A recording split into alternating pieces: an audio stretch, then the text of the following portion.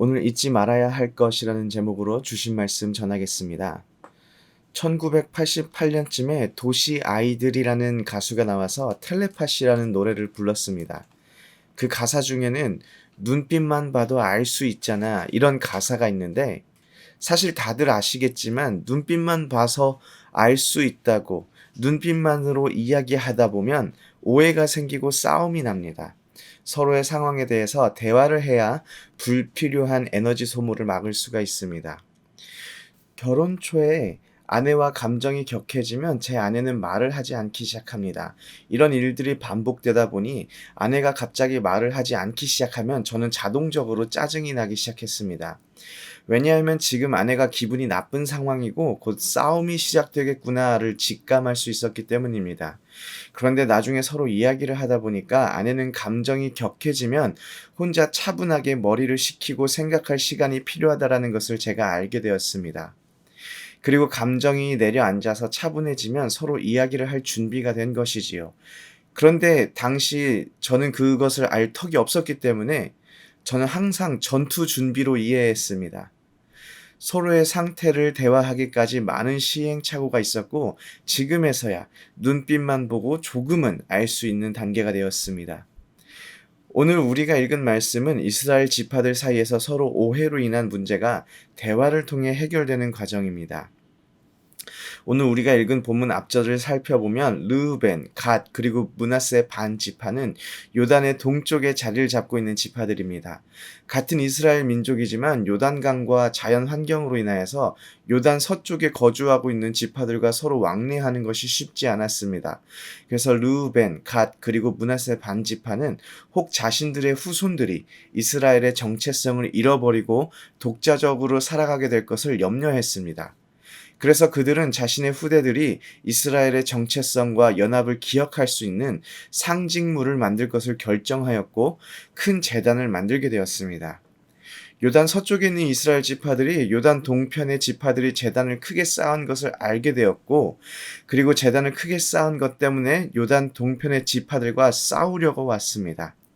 왜냐하면 19절을 보면 여호와의 제단 외에 다른 제단을 쌓는 것이 여호와를 거역하는 것이라고 명하고 있습니다. 오늘 본문에도 보면 성막이 아는 곳에서 번제와 희생 제사를 드리는 것이나 우상 숭배를 하는 것은 불법이 된다라는 것이죠. 아마 요단 서편의 지파들은 요단 동편 지파들이 제사를 드릴 때마다 요단강 건너오는 것이 귀찮아서 요단강을 건너지 않고 제사를 지낼 수 있는 제단을 만들었다고 생각했던 것 같습니다. 하지만 오늘 본문을 보니 요단 동편 지파가 요단 서편 지파에게 자신들이 쌓은 제단의 의미를 설명합니다. 요단 동편에 있는 지파 역시 이스라엘의 지파임을 알게 하는 증거로서만 이 제단이 의미가 있음을 설명합니다. 그리고 29절에 다시 한번 번제나 소제나 다른 제사를 위하여 여호와 하나님 성막 앞에 있는 제단 외에 제단을 쌓은 것이 결단코 아님을 강조합니다. 이 이야기를 들은 요단 서편의 지파들은 다들 만족했음을 볼 수가 있습니다. 30절을 보면 제사장 비느하스와 그와 함께한 회중의 지도자들, 곧 이스라엘의 천천 수령들이 르우벤 자손과 갓 자손과 므낫세 자손의 말을 듣고 좋게 여긴지라 라고 기록하고 있습니다. 요단 건너편에서 제단을 보고 생겼던 오해가 서로 이야기로 풀어가는 과정 가운데 해결되어짐을 보게 됩니다. 단순히 해결되어지는 것을 넘어서서 서로 화합되며 기쁨이 되어지는 것을 보게 됩니다. 33절을 보면 그 일이 이스라엘 자손을 즐겁게 한지라 라고 기록하고 있습니다. 오늘 말씀을 통해서 요단강 동편의 이스라엘 지파들이 요단강 서편의 지파들과 대화를 먼저 했다면 미연에 오해를 방지할 수 있었을 것으로 보입니다. 그런데 요단 동편의 지파들이 오해가 생길 수 있다는 것을 생각하지 못하고 제단을 쌓을 만큼 중요한 것이 무엇이었을까요? 불필요한 불화가 생길 수 있다는 것을 생각조차 하지 못할 정도로 요단 동편 지파들의 신경을 집중시킨 것이 무엇일까요? 바로 이스라엘 백성이라는 정체성입니다. 비록 요단 동편으로 넘어와서 살아가게 되지만 요단 서편에 이스라엘 백성들과 왕래하기에 요단강이 가로막고 있다 하더라도 우리는 여전히 이스라엘 백성, 하나님의 백성이라는 정체성입니다. 이것을 지키기 위한 것이지요. 그렇다면 이 말씀을 통하여 오늘을 살아가는 우리에게 요단 동편 지파들이 제단을 쌓아서라도 기억하려고 했던 중요한 것은 무엇일까요? 바로 우리는 그리스도인이라는 정체성입니다. 비록 이 땅에서 살아가고 있지만 하나님의 자녀라는 정체성입니다. 우리는 우리의 정체성을 잊으면 안 됩니다. 요한계시록 3장 15절에는 라오디게아 교회를 향한 하나님의 책망이 드러납니다. 내게 내 행위를 아노니 내가 차지도 아니하고 뜨겁지도 아니하도다. 내가 차든지 뜨겁든지 하기를 원하노라 라고 기록하고 있습니다.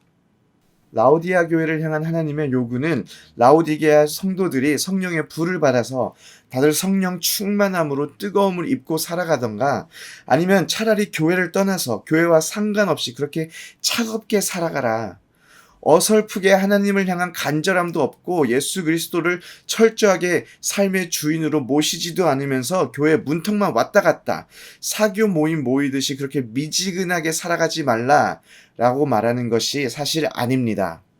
라오디게아는 교통, 무역, 금융의 중심지로서 재력이 풍부한 도시였지만 물이 부족한 도시였습니다. 그래서 라오디게아는 물을 끌어와야 했는데 한쪽으로는 골로새에서 만년설이 녹아 흐르는 차가운 물이 들어왔고 또 다른 쪽에선 히에라볼리의 온천에서 뜨거운 물을 끌어와서 사용했습니다.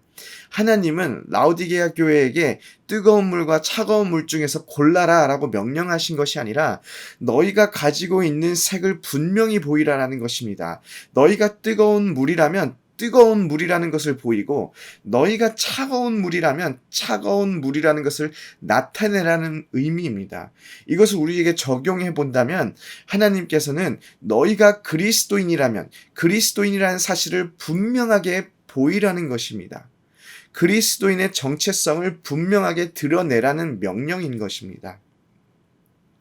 전문 종교인이라는 단어가 있습니다. 이것이 무엇이냐면 교회는 나갑니다. 예배도 잘 드립니다.